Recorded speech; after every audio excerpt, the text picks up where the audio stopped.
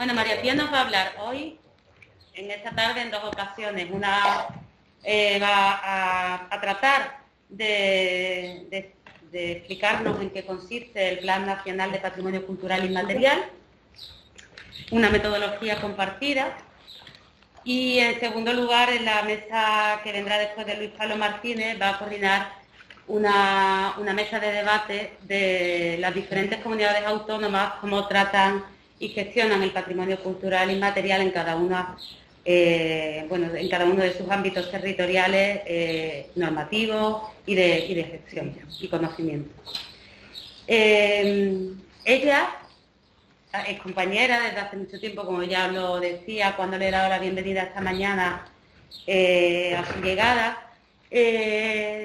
Es compañera y amiga desde hace tiempo y hemos colaborado juntas en el Plan Nacional de Patrimonio Cultural Inmaterial, del que ella es coordinadora.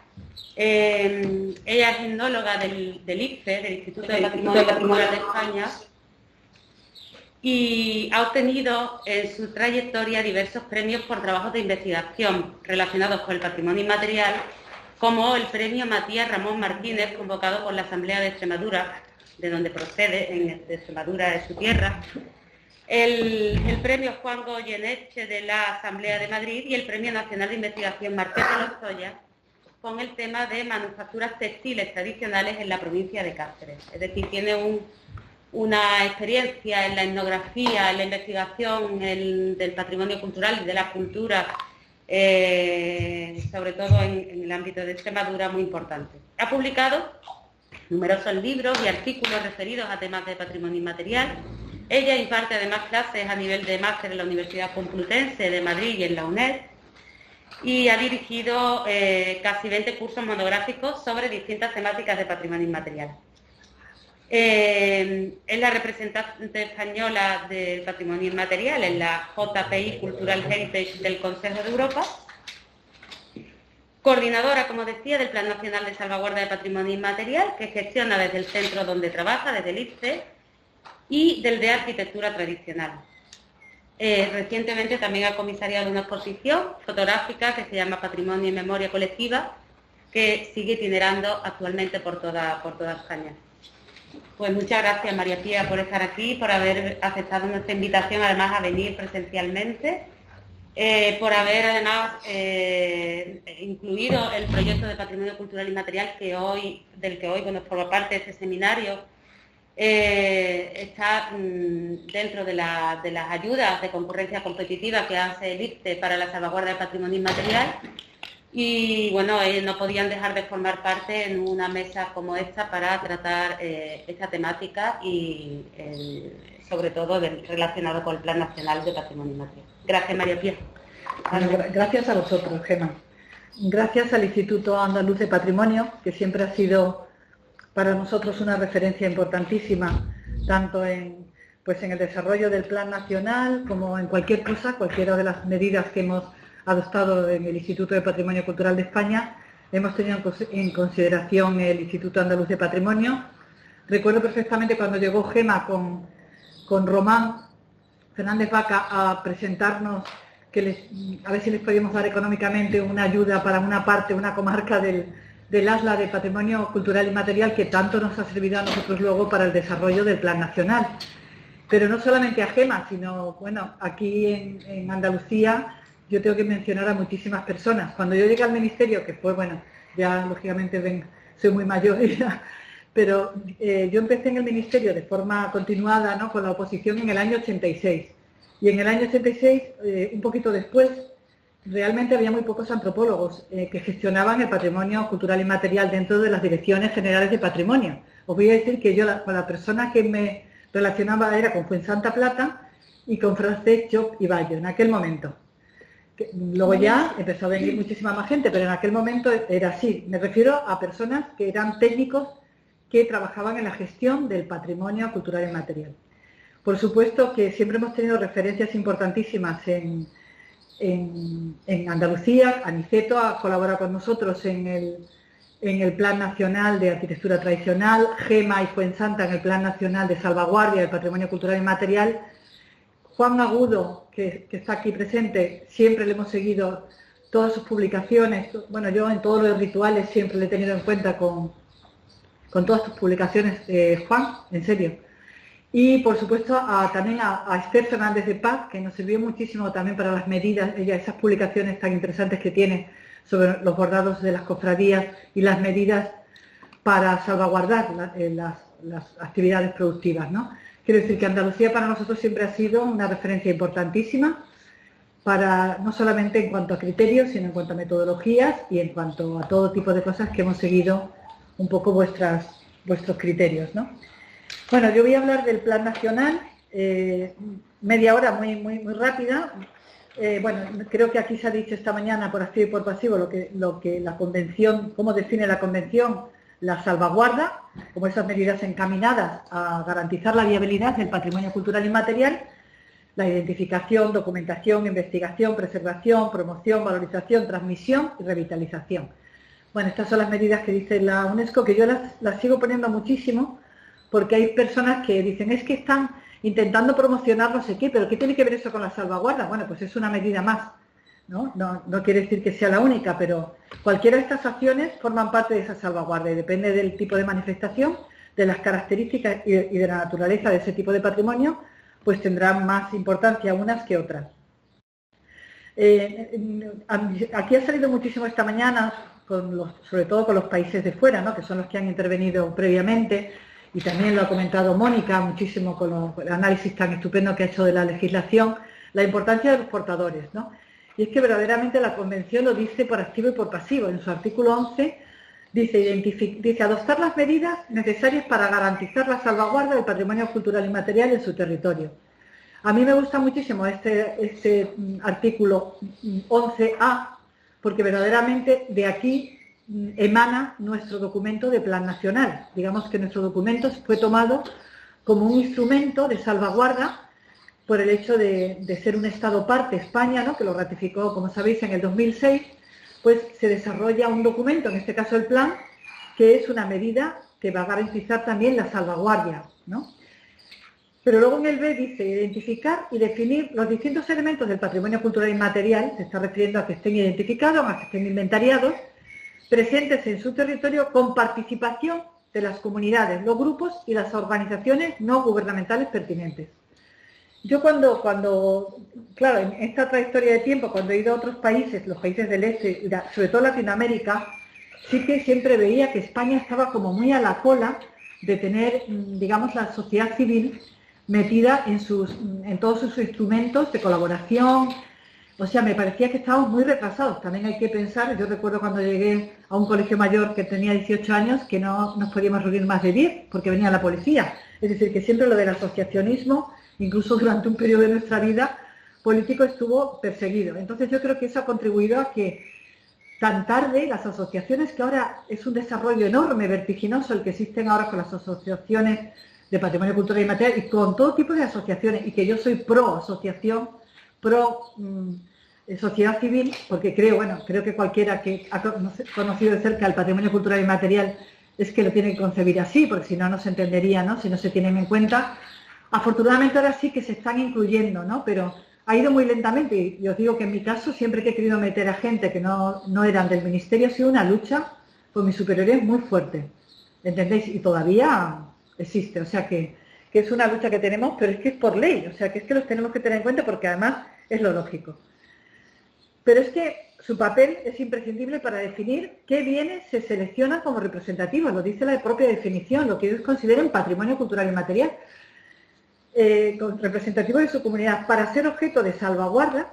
Ellos sabrán si quieren salvaguardarlo o no, porque ellos, si lo han mantenido es porque había una intención de mantenerlo, ¿no? Porque la propia comunidad lo ha mantenido. Así como cuáles son, que lo decía muy bien esta mañana Colombia, ¿no? Los caminos y estrategias apropiados para el ejercicio de su tutela, ¿no? Lo decía perfectamente Colombia, cómo es a través de ello los que dan las acciones y el desarrollo de estrategias que ellos consideran, ¿no? Consideran que deben desarrollarse para que se pueda mantener de esa manera.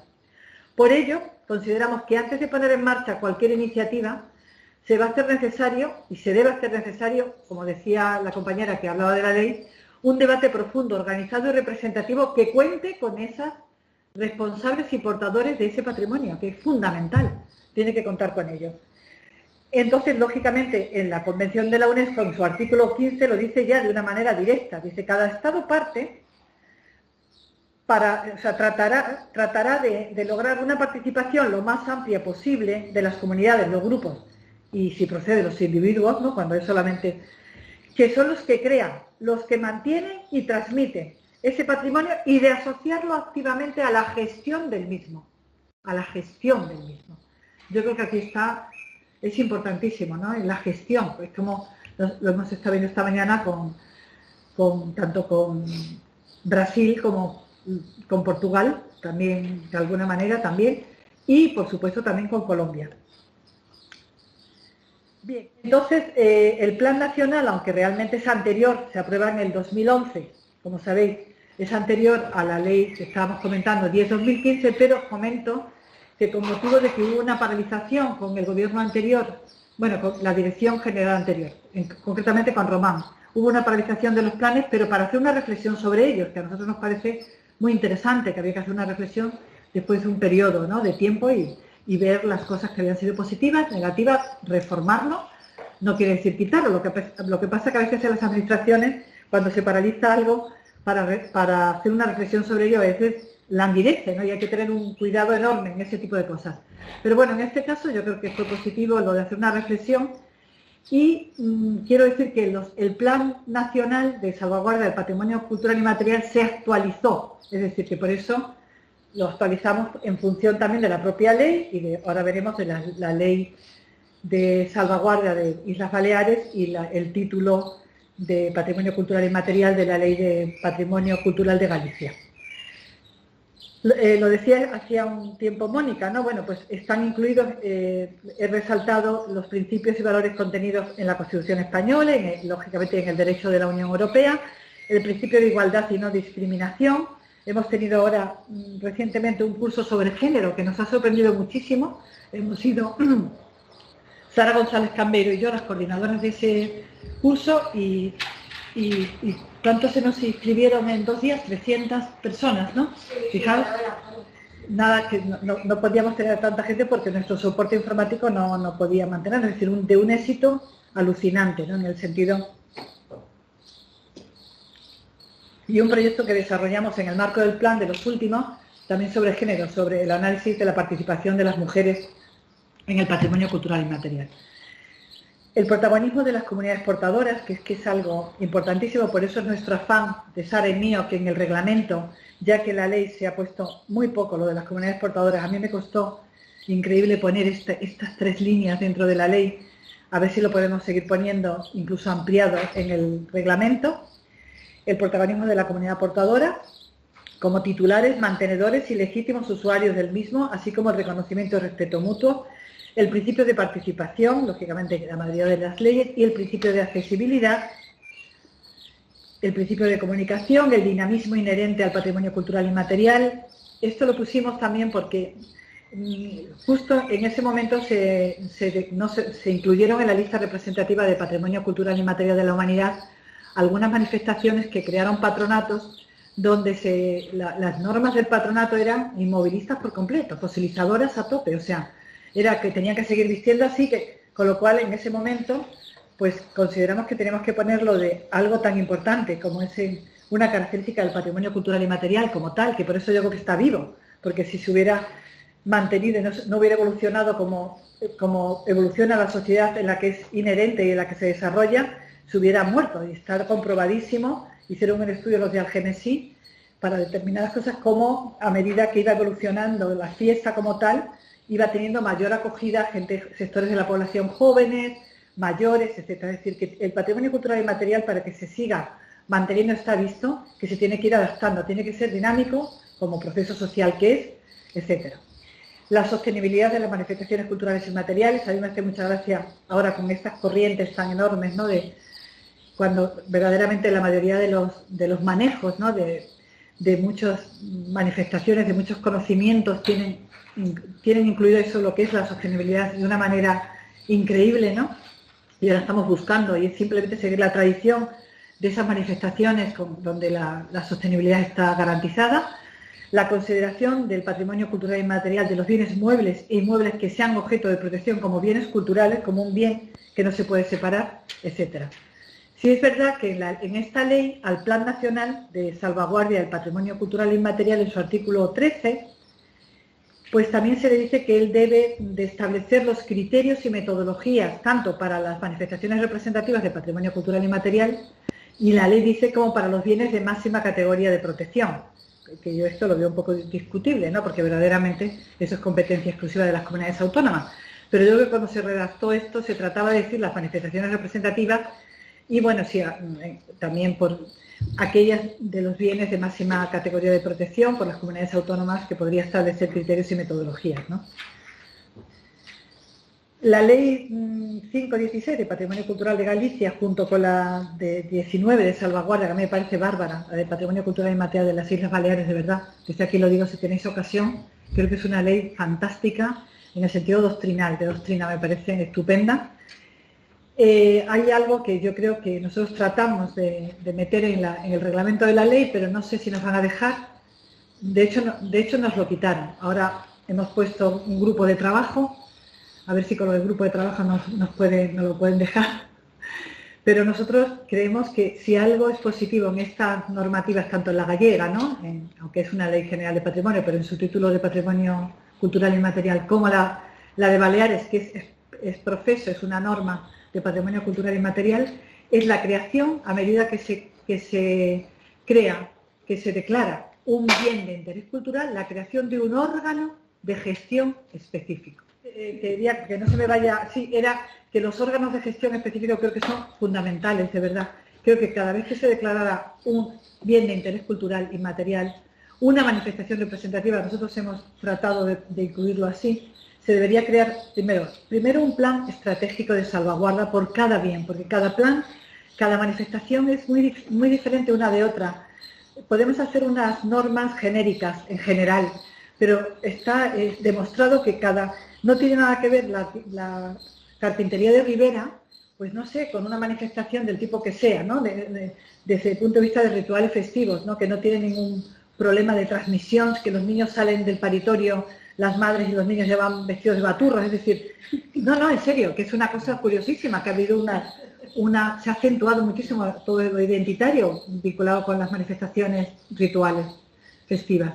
Sin embargo, en cuestiones de oficios creo que no tiene nada que ver. Entonces, pienso que el crear un órgano de gestión específico donde haya portadores, artesanos, el museo monográfico de tal, por supuesto, de la administración tiene que haber, creo que es fundamental, porque ellos deberían ser los que monitorizaran esa manifestación, vieran los riesgos y amenazas que tienen y desarrollaran las estrategias y acciones que se deben, para su salvaguarda, que se deben de poner en valor, que se deben implementar. Igual que digo esto, por eso hablamos de un plan específico de salvaguarda, pero que esté de alguna manera desarrollado también por esas personas, por ese órgano, que se debe convocar periódicamente. Bueno, estos órganos pues tienen la capacidad de seguir con la transmisión, pueden ser maestros, maestras, pueden hacer talleres, cursos, ¿no? La monitorización que lo comentaba, la propuesta de medidas de salvaguarda y la propuesta de reconocimiento también de maestros y maestras. Ellos saben los que son maestros, maestras, qué asociaciones están vinculadas plenamente, que también yo creo que se deben incluir en los expedientes. Esto no quita que sean cada cierto tiempo, como todo lo inmaterial, tiene que ser revisable porque va cambiando, ¿no? Pero yo creo que se deben incluir asociaciones del tipo que sea, que velan por esa manifestación y que tienen en el propio expediente. A mí me hubiera encantado, cuando hemos hecho lo de Semana Santa, haber podido poner todas las asociaciones, pero éramos una persona sola haciendo un expediente y ahora estamos haciendo una relación de asociaciones para poderlo meter en Semana Santa y en todas las que se han declarado. Y bueno, el protagonismo ineludible de la comunidad como primer principio de la salvaguarda del patrimonio cultural inmaterial. Ha sido uno de los principios que ha imperado en el Plan Nacional. No vamos a incidir sobre ello. Luego, ¿qué es el Plan Nacional? Pues es un instrumento de gestión en el que se van a definir metodologías y criterios y se programan líneas de actuación con la finalidad de salvaguardar ese patrimonio cultural inmaterial. Y digamos que ese instrumento de gestión en el que se definen las metodologías y los criterios se hace con un fin de coordinar las distintas administraciones y los distintos entes y entidades que de alguna manera gestionan el patrimonio cultural inmaterial. Este documento, que es un documento gestionado, el plan, por la Dirección General a través del Instituto, sabéis que ha sido un documento, primero se creó un grupo de trabajo. Un grupo de trabajo, primero se pasa por el Consejo de Patrimonio, que como sabéis es el órgano colegiado, que es el que dictamina que por unanimidad debe hacerse este documento. Que efectivamente, bueno, realmente primero surge la Carta de Teruel, que es una convocatoria abierta, donde fueron muchísimas comunidades autónomas, muchos expertos de universidades y de distintos sitios, donde por unanimidad en las conclusiones se llegó a la conclusión de que, igual que existían el plan de catedrales, el plan de abadías y el plan de patrimonio industrial, etcétera, que había que desarrollar también un plan de salvaguarda del patrimonio cultural inmaterial. Surge ahí, pero luego eso se somete a la aprobación del Consejo de Patrimonio, que es el órgano colegiado que tiene competencia. Ese Consejo de Patrimonio que se celebró en Galicia, por unanimidad dijo que le parecía muy bien que ese documento se desarrollara. Entonces se crea un grupo de trabajo, por eso el Plan Nacional es un documento que se gestiona desde el Ministerio, pero es un plan de todos, de todas las administraciones. En ese documento de trabajo, bueno, pues de Andalucía estaba Fuensanta y estaba Gema. Y había 16 comunidades autónomas, contando también la ciudad autónoma de Melilla. Quiero decir que fue súper participativo. Hubo representantes de todas las comunidades. En el 11 ya se presenta el Consejo de Patrimonio que hubo en el Paular, coincidió que fue en Madrid, el siguiente, y también por unanimidad se aprueba el documento. Y una vez que se aprueba, se crea la comisión, desaparece la comisión de trabajo, porque su fin era redactar el documento, y se crea la comisión de seguimiento, que la comisión de seguimiento también aquí en Andalucía, por ejemplo, están Fuensanta, Plata y Gema Carrera en el de salvaguarda del patrimonio cultural inmaterial. Hemos hecho 17 reuniones y la comisión pues tiene, una de las funciones es las líneas de actuación. Por ejemplo, ellas propusieron lo del esparto como una cosa que había que salvaguardar desde la Administración General del Estado y todas las comunidades autónomas, la valorización y selección de proyectos, el seguimiento algunas veces de esos proyectos y, bueno, y la valoración y evaluación de los mismos. Digamos que el plan es un documento que lo podéis, si tecleáis Plan Nacional de Salvaguarda del Patrimonio Cultural Inmaterial en Google, está ahí y hemos definido, ¿no?, lo hemos definido con relación a la misma definición que había ya desarrollado la Convención, porque nos parecía estupenda, ¿no?, y no hacía falta cambiar nada. Lo hemos caracterizado, tener en cuenta que a nosotros nos venían preguntas de que si la puesta de sol es patrimonio cultural inmaterial, pero vamos, de esas miles, el médico y el paciente, patrimonio cultural inmaterial, bueno, tenemos todo tipo de preguntas, el botellón, ¿no?, que si es patrimonio cultural inmaterial, los mercadillos medievales, o sea, preguntas de ese tipo miles, de tal manera que decidimos que primero teníamos que caracterizarlo, porque es que la gente, nosotros sí, los que estamos metidos y los portadores, saben lo que es patrimonio cultural inmaterial, pero nos dimos cuenta que había muchísima gente, incluso de administraciones, que no lo conocían, de ayuntamientos, etc. Entonces lo caracterizamos, establecimos los ámbitos, estudios previos de interés en Latinoamérica, que siempre nos han llevado ventaja, identificamos los riesgos, las amenazas, los aspectos metodológicos, y establecimos 3 programas: el programa de investigación, documentación y diagnosis, el programa de conservación de los soportes materiales y el programa de formación, transmisión, promoción y difusión. Bueno, la definición ya la hemos hablado aquí por activo y por pasivo, incluso con la ley de Mónica no lo has vuelto a comentar, así está. Siempre resalto lo de las comunidades, los grupos y en algunos casos los individuos, como veis. Una caracterización del patrimonio cultural inmaterial, interiorizado en los individuos y comunidades, permite la vivencia individual y colectiva, forma parte de la memoria colectiva viva, experimentado como una vivencia, experimentado y rememorado en tiempo, vincula el pasado y el futuro, pero a través del presente, transmitido y recreado, vivo y dinámico, preservado tradicionalmente por la comunidad, interconectado con la dimensión material de la cultura, determinado por un tiempo y un marco o entorno espacial, implicado en las formas de vida, no admite copias fuera de las comunidades portadoras, experimentado desde la perspectiva de los sentidos, ritualizado con códigos internos entre los portadores y los protagonistas, es procesual e incluye acciones previas y posteriores a sus momentos culmen de exhibición, es efecto regenerador, es evocador, contribuye a la sostenibilidad, como hemos dicho, y desde luego es muy vulnerable por todos los procesos de globalización. Los ámbitos también se han establecido, son distintos, varían ligeramente con los de la Convención, pero yo creo que esto no es problema, sinceramente. Creo que esto es una cosa, aquí en Andalucía os tienen también de otra manera dividido, por expresiones, tal, pero yo creo que no, desde mi punto de vista, esto tampoco sería... Yo esto lo veo más lógico porque desde nuestro punto de vista están más adaptados a lo que hay en España. El de la Convención, lógicamente, tiene en cuenta también manifestaciones africanas y de otros sitios que nosotros ya ni las tenemos. Pero bueno, eso es creo que eso no tiene mucha importancia. Los criterios de valoración, creo que los hemos ido viendo, no tenemos por qué comentarlos. Los riesgos, creo que aquí habrán hablado de las normas globalizadoras, la pérdida de especificidad, la fosilización como un riesgo, la apropiación indebida de ese patrimonio por parte de sectores que carecen de legitimidad. Nos ha llegado alguno de partidos políticos que querían vincularse, que la fiesta era una vinculación de ellos. O sea, sí, aunque parezca mentira.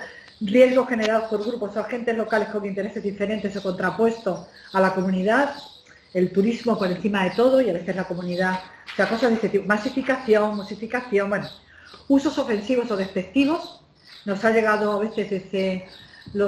concretamente los de San Vicente de la Sonsierra, ahora no me acuerdo, los picaos, no sería la palabra picar, que quisieran hacer una película de un director súper famoso en nuestro país, que eran unos usos bastante ofensivos y despectivos que ellos se sintieron fatal, es decir, elementos, creo que muy importantes. Y ya concluyendo con la vinculación y también el enunciado de mi intervención, que es la metodología compartida. Nosotros establecimos un modelo de ficha que se encargó una empresa, pero con unos principios, que partimos de esos principios y de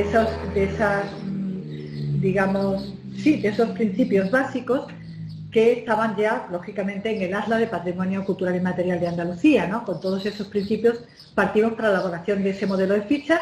Era un modelo de ficha donde no solamente se caracterizaban los elementos, las manifestaciones, sino que se diagnosticaban los problemas que tenían y, digamos, se establecían las estrategias y acciones que debían desarrollarse. Que creo que esa es la diferencia de ese modelo de ficha, ¿no? O sea, caracterizar, diagnosticar y acciones, ¿no? Intervenir. Es el modelo de ficha que os digo, con una serie, había que tener en cuenta la bibliografía, la comunidad, toda la información, los recursos, etcétera, los portadores. Bueno, aquí viene un poco el modelo de ficha. Entonces, ¿qué comunidades autónomas, para ir finalizando, han desarrollado este modelo de ficha? Que os digo que el principio básico es del ASLA, pero es una ficha que se ha ido adaptando, se hace quizás como más sencilla, ¿no? Aunque, bueno, depende cómo se mire, pero partimos también del documento que ya existía, del ASLA de Patrimonio Cultural y Material. Hicimos ese modelo de ficha. Entonces, ¿qué se ha hecho con ellas? Pues Canarias, por ejemplo, tenían una serie de ámbitos hechos y otros, en el marco del plan, se les dio un dinero para que lo pudieran hacer. Tengo que decir que, a diferencia de otros planes nacionales, es el único plan que casi todos los proyectos, casi todos, se han hecho en colaboración económica, no solamente del Estado, sino de la comunidad autónoma, que fue un principio importantísimo que en otros planes se olvidó, pero aquí lo hemos seguido a rajatabla. Castilla-La Mancha, el preinventario lo pagó en el marco del plan, pero el inventario y aquellos bienes que eran susceptibles de declararse bienes de interés cultural inmaterial, lo pagó la comunidad. Melilla también, lo que era la metodología de informática, lo pagaron los de Melilla. Valencia, nosotros hicimos Valencia y Alicante y ellos hicieron Castellón. Menorca, esto fue a la mitad. Y Navarra, la parte informática la hicieron los de Navarra y nosotros hicimos el preinventario. Es decir, que siempre ha habido una colaboración mutua, ¿no? Que yo creo que es como deben hacerse las cosas. El Atlas del Cultivo Tradicional del Viñedo también se hizo con colaboración de las denominaciones de origen, algunas de ellas dieron dinero, se pudo hacer en colaboración. La implementación de registros en la base de datos del Atlas del Patrimonio Inmaterial de Andalucía fue algo muy puntual, ¿no? Que lo hemos puesto aquí porque formaba parte de las atlas. Y el Archivo de Tradición Oral de Asturias era un inventario en la zona centro-occidental que se desarrolló esta ayuda en el marco del plan porque en otros sitios de Europa habían existido ese tipo de ensalmos, etcétera, y había desaparecido en toda Europa y solamente quedaba como reducto en Asturias. Y consideramos que por el hecho de quedar solamente como un reducto de ese tipo de tradición oral, pues el Estado también debía apoyarlo. En los otros programas, bueno, las jornadas europeas en el 13, hicimos un curso que debía mencionar únicamente en el 2013, que era el patrimonio cultural a través de sus protagonistas, por ese afán que hemos tenido de que cobraran valor los portadores. Lo digo aquí porque aquí, Gemma, vosotros tuvisteis luego otro curso de este tipo, y es rara la comunidad que no ha tenido un curso de protagonistas después de esto. Entonces yo creo, lo puedo llamar un poco como compartido, en el sentido de que yo creo que fue una iniciativa en el marco del plan, y afortunadamente ese modelo pues se ha desarrollado, ya estoy terminando, ya se ha desarrollado en otros lugares en otros lugares de España, a través de otras comunidades autónomas, e incluso algún museo que ha hecho cursos de protagonistas con el patrimonio cultural e inmaterial. Las unidades didácticas que se hicieron para educación infantil, primaria, secundaria y bachillerato en el marco del plan, para la comunidad educativa han tenido mucho éxito, pero no en incluirlas en la cuestión curricular de los cursos, sino que luego, fijaros qué curioso, en actividades extraescolares, incluso en campamentos y todo eso, las han desarrollado muchísimo. O sea, se han llevado a los niños a lo mejor a un campamento, si eran de primaria, y han desarrollado las unidades de primaria, porque eran divertidas y a la vez, pues, bueno, se les informaba y el respeto hacia el patrimonio cultural y material. Y así con infantil, con primaria, con secundaria y con bachillerato. O sea, que han sido a veces actividades que las han desarrollado paralelamente a actividades extraescolares, ¿no? Pero que con la finalidad de sensibilizar hacia ese tipo de patrimonio.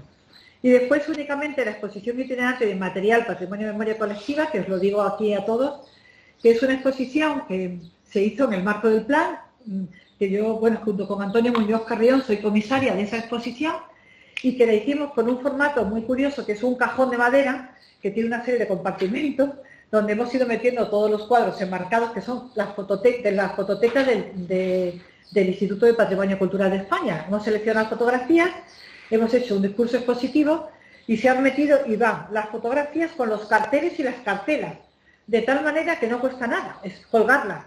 Por eso es el 14, está siendo itinerante, ahora está en Murcia, fijaos, es el 14. Ha sido la exposición que más años itinerante lleva en el Ministerio de Cultura. O sea, que es un orgullo, pero es porque se identifica muchísimo, porque la selección que hicimos eran cuestiones como, pues los sistemas tradicionales de pastoreo, pues es que ha habido en todos los sitios ese sistema tradicional, entonces todo el mundo se identifica. El sistema de lavado con las cenizas de los árboles y con cómo se metía lo que llamaban el costío, ¿no? En Murcia. Quiero decir que es que hay muchísimas fotografías que remiten a esa memoria colectiva ya pasada, tradicional, de sistemas tradicionales, de modos de vida tradicionales, pero que casi todas las comunidades y todos los pueblos fue una cosa muy homogénea en ese sentido. Entonces se identifica todo el mundo, pues los oficios ambulantes, pero ¿dónde no ha habido oficios ambulantes? ¿Entendéis? O sea, cuestiones como muy genéricas, muy ilustradas con esa fotografía. Fijaos aquí esta taberna, pues como veis no hay ni una mujer. O sea, una cosa totalmente prohibitiva, ¿no? Ha sido una cosa moderna, sí, personas que nos han precedido, ¿no? Una cosa totalmente novedosa. Entonces la gente mayor que lo ve se queda alucinada diciendo, claro, es que nosotros no podíamos entrar a la taberna, estaba prohibido, era un sitio de hombres, ¿no? Quiero decir que por eso quizá tiene éxito, y os lo digo por si os interesa. Ahora está en Murcia y es como muy económica y bueno, se puede... Y nada más. Muchísimas gracias.